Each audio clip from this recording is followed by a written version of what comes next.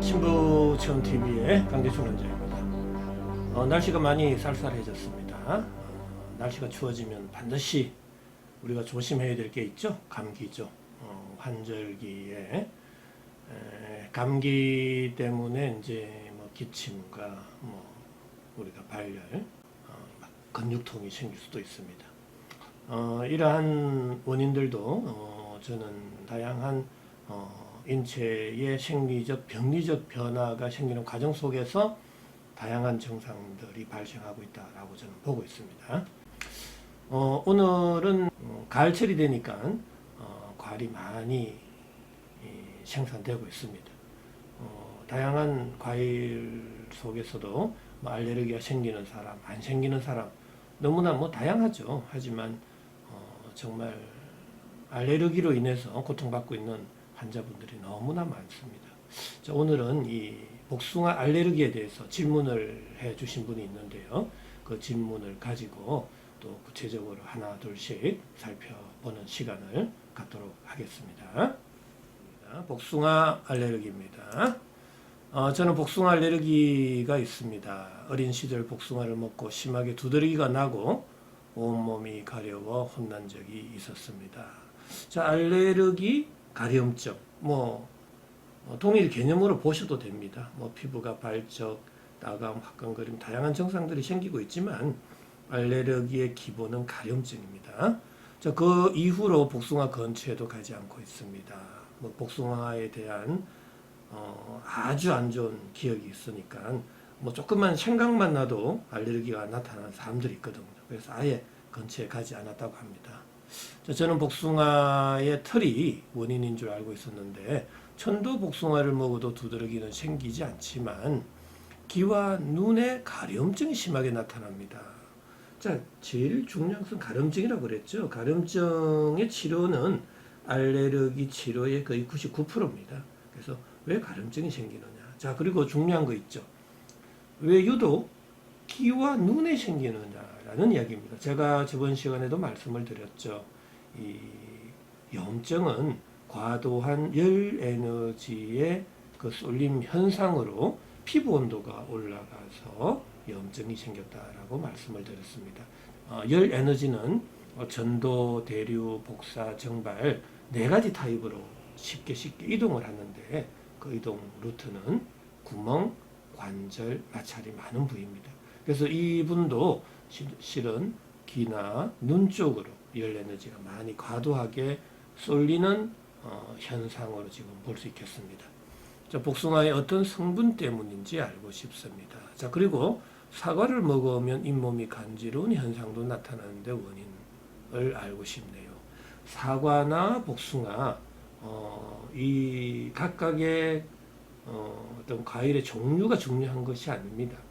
제가 볼 때는 사과나 복숭아 공통 분모가 있습니다. 다 산성식품입니다. pH가 좀 전체적으로 낮습니다. 자, pH가 낮다라는 의미는 우리가 순간적으로 열 에너지 발생량이 많아집니다. 자, 그래서 이 질문하신 분도 평소에 어떻게 생활해 왔느냐가 굉장히 중요합니다.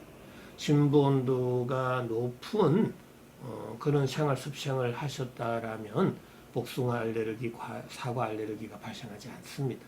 하지만 평소에 심부 온도는 낮고 모공은 닫혀져 있고 피부 온도가 올라가 있는 그런 환경과 여건에 계속 접해져 있었다라면 이러한 상황에서 사과나 복숭아를 먹게 된다라는 거죠.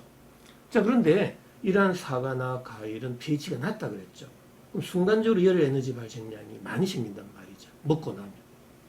자, 그러면은 모공은 닫혀져 있는 상태에서 내 몸에 들어온 산성식품이 그 속에서 열 에너지가 많이 발생한다라면 그 열 에너지는 어디로 가겠냐라는 겁니다.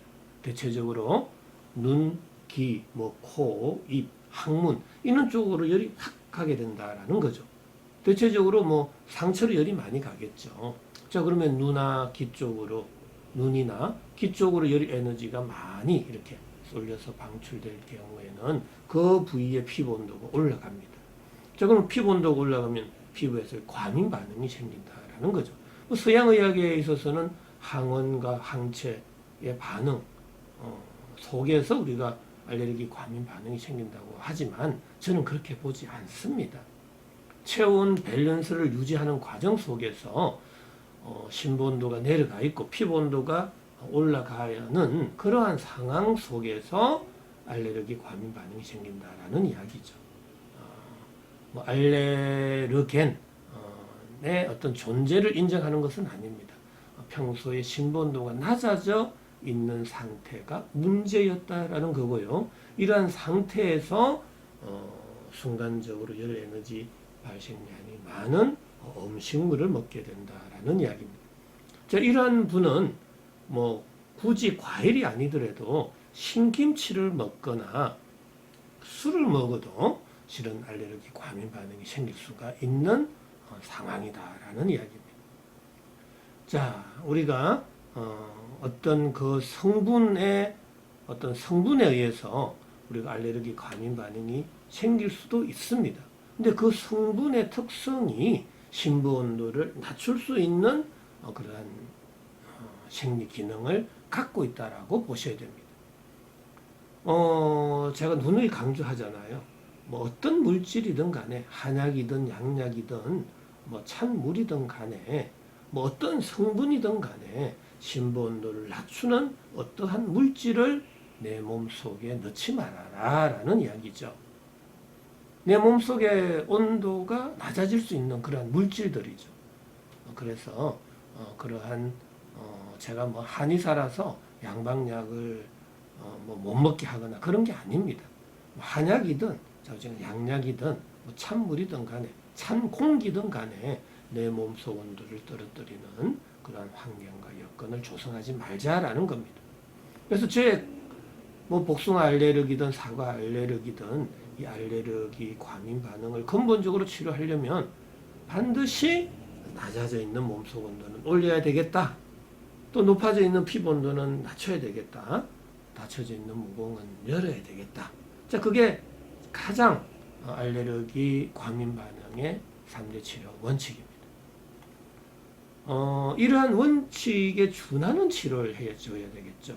뭐 저는 이제 한의원을 운영하고 있으니까 저는 한약을 쓰게 되죠. 심부 온도를 올려주는 온중산안지제가 있습니다. 또 피부 온도를 낮춰주는 청열해독지제, 또 모공을 열어주는 발한해표지제. 이러한 약들을 종합적으로 구성을 해서 우리가 이제 처방을 하게 되고요.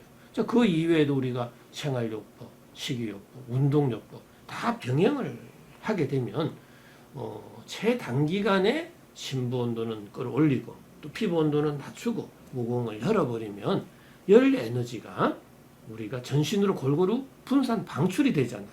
자, 그렇게 된다라면은 눈이나 귀나 뭐 다른 부위로 어느 한쪽으로 열이 쏠려서 방출되지 않는다. 자, 쏠리지 않으면 당연히 피부 온도는 내려가겠죠. 피부 온도가 내려가면 알레르기 과민 반응이 안 생긴다라는 이야기죠. 자, 그러니까 근본적인 치료가 되는 거죠. 하지만 서양의학에 있어서는 이제 뭐 한삼인 제제나 뭐 가려움증 있으면은 한삼인 제제 쓰잖아요. 그리고 뭐 염증 있을 때 스테로이드 제제, 심한 경우는 면역 억제제 이렇게까지 쓰게 됩니다. 그런데 그러한 약들은 너무나 효과가 좋은 거 아시잖아요. 효과 참 좋죠. 순간적으로 뭐 쫙 진정되죠. 그런데 문제가 있죠. 그러한 약들은 세포의 열 에너지 대사를 전체적으로 이렇게 억제하는 약들입니다. 양리 기전을 한번 보세요. 이니비션 시킨다라는 이야기. 어떤 물질을 이니비션, 생성을 좀 차단하고 있다라는 이야기죠. 어떤 물질 과정, 분해 과정이 어느 한 부위에서 메커니즘에서 차단이 되면 그는 당연히 심부 온도, 피부 온도 둘 다 내려가는 거죠. 근데 여기서 문제가 또 있죠. 심부 온도는 절대적으로 측정할 수가 없습니다. 그게 문제죠. 뭐 환자분들이 뭐 의사분한테 뭐 항변할 수도 있겠죠. 왜 나한테 신부온도를 낮추는 약을 처방했느냐라고 할 수 있지만 알고 보면 신부온도를 측정할 수가 없잖아요.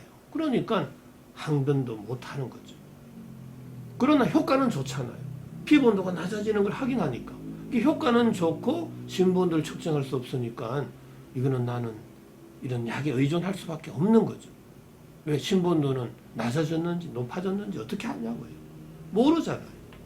하지만 그 양리작용을 이해할 때는 신부온도를 낮추게 된다라는 이야기고, 신부온도가 낮아지면 다시 피부온도를 올리고 모공은 닫아버리게 된다. 자, 그 이후에 또 밥을 먹고 활동을 하면 열은 발생하는데 그 열이 또 어디로 가겠냐고요. 자, 나가지 못하면은 모공이 닫혀서 나가지를 못하면 강제적으로 열을 빼내게 된다 그랬죠. 자, 강제적으로 열을 빼내는 게 바로 가려움증이다. 가려움증은 뭐 세균과 바이러스가 막 싸우는 과정 속에서 생기는 증상이 아닙니다. 절대로. 그거 명심하셔야 돼요. 가려움증은 내 몸에 모공이 닫혀서 열 에너지를 강제로 빼내는 거예요. 긁어서 강제로 열을 빼내는 하나의 정상이다. 본능적 행위다라고 보셔야 되는 겁니다. 긁고 나면 시원하잖아요. 얼마 좋아요. 화끈거리고 따끔거리는 그러한 증상도 동반되지만 시원한 감을 느끼는 거죠. 시원할 때까지 긁는다라는 이야기입니다. 하지만 피부의 장벽은 다 상해버리고 피부에 발진, 뭐 심지어는 피부 벗겨지는 미란, 궤양까지 생길 수도 있다라는 이야기죠. 자, 그거는 근본적인 치료가 아니죠. 신부온도를 낮추는 치료는 근본적인 치료가 될 수가 없습니다. 어디까지나 신부온도는 올려서 모공은 열어서 피부온도는 낮춰서 열을 골고루 분산시킬 때만이 내가 어떠한 또 음식을 먹더라도 좀 자연스럽게 내가 음식을 먹을 수도 있고 또 알레르기 감염 반응도 안 생긴다라는 이야기입니다. 자, 오늘은 이 복숭아 알레르기에 대해서 좀 간단하게 설명을 드렸고요. 또 다음 시간에 좋은 내용을 가지고 또 찾아뵙겠습니다. 자, 건강한 하루 되시기 바랍니다.